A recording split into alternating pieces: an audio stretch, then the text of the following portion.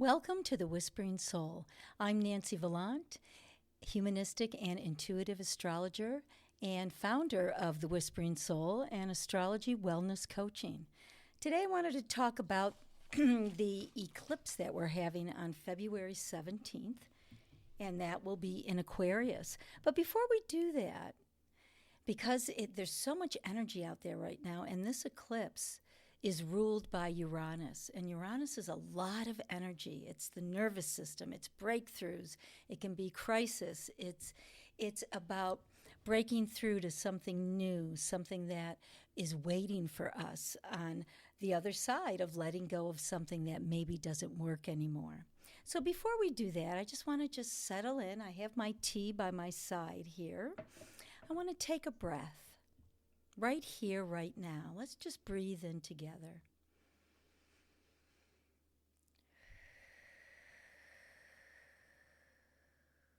So we breathe in through the nostrils, 4 counts. Out through the mouth, 6 counts.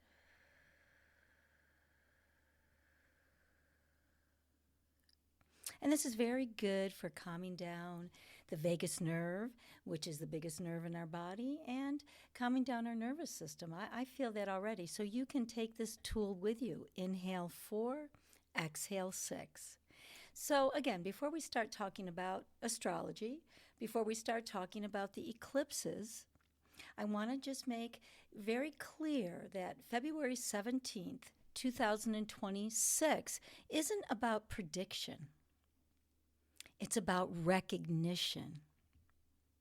This is a solar eclipse, as I said in the beginning, in Aquarius, ruled by Uranus, ancient ruler Saturn. So there is some body to this eclipse, some structure and some chaotic and breakthrough energy. A little bit unstable, but that's okay. That's what makes us creative. That's what makes us see innovation, feel innovation. So eclipses don't add energy, they remove energy. They take something away so you can finally see what's been quietly shaping your life all along. So the eclipses are something that eclipses something, slices something away so you can see what is new, what is more prevalent, what is more resonant to how you've grown or how you want to grow. This particular eclipse doesn't scream. It doesn't collapse the sky, but it flickers. Just like Uranus, that flickering energy, Aquarius, it flickers, it's got energy, it's got electrical currents. And this eclipse is called the Ring of Fire. Light without warmth. Presence without nourishment.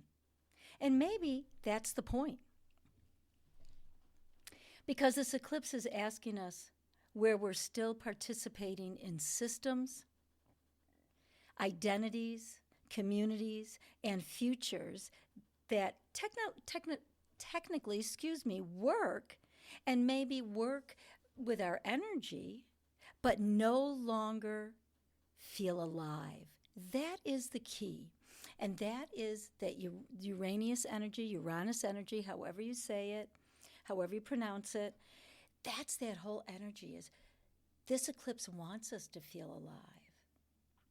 That energy of that electrical bolt, but yet grounded in a structure that holds the energy, that can be manifested, that can be articulated, can be used in a way that does fulfill not only our individual selves and our authentic selves, but also the selves, the collective self. How do we merge those two together to feel more alive?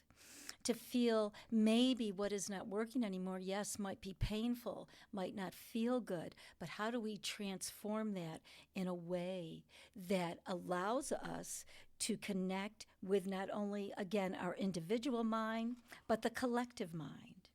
So Aquarius rules the collective mind, the networks that we work with, networking, the narratives we say to ourselves and others, and the ideologies that we feel, that we portray that we communicate. And all these that we're used to, we plug into without thinking. We just do because we're used to it. So that's why these eclipses feel a little bit unstable, because it's rocking the boat, so to speak. And under this eclipse, something disconnects.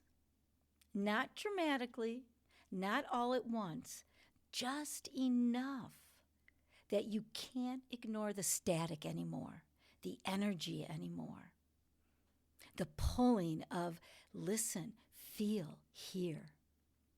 You may feel it as a distant,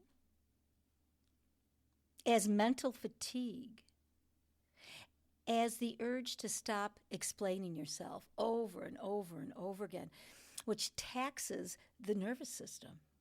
This is not detachment, because I don't believe that Aquarius is that detached. Aquarius just brings the emotions inside privately to reflect.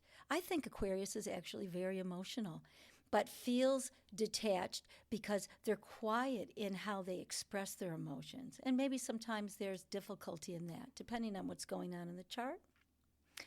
But this eclipse right here, right now, is about evolution.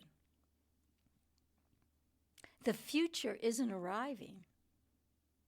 Through this eclipse, solar eclipse in Aquarius, ruled by Uranus, it's interrupting. It's disrupting something that no longer works. And the only real question this eclipse asks is, will you keep pretending you don't feel the shift? Or will you meet it consciously?